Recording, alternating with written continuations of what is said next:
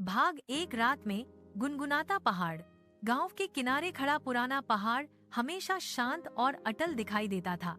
लोग कहते थे कि यह पहाड़ सदियों से गांव की रक्षा करता आया है, लेकिन पिछले कुछ दिनों से रात होते ही उसमें से एक अजीब सी गुनगुनाहट आने लगी थी, जैसे कोई बहुत गहरी आवाज में गा रहा हो। ज्यादातर लोग इस आवाज को हवा या वन्य जीवों की हलचल मानकर नजरअंदाज कर रहे थे, मगर 10 वर्षीय विवान को यह आवाज बहुत अलग लगती थी। उसे महसूस होता था कि पहाड़ जैसे किसी खतरे का संकेत दे रहा है। एक रात वह टॉर्च, पानी और अपनी नोटबुक लेकर पहाड़ की ओर निकल पड़ा।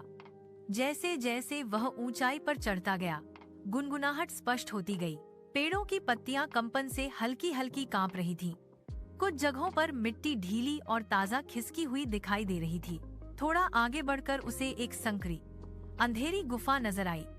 गुफा के प्रवेश द्वार पर खड़े होते ही विवान को अपने पैरों के नीचे हल्का कंपन महसूस हुआ, मानो धरती धीमी सांस ले रही हो। उसने टॉर्च अंदर डाली। गुफा की दीवारें गूंज रही थीं और गुनगुनाहट वहीं से आ रही थी। विवान ने तुरंत अपनी नोटबुक निकाली और लिखा, गुफा से लगातार गहरी आवाज, दीवारें कंपन कर रही हैं, मिट्टी खिसकी हुई। हालांकि डर भी था, लेकिन जिज्ञासा उससे ज्यादा थी। कुछ देर निरीक्षण करने के बाद विवान समझ गया कि यह कोई साधारण घटना नहीं।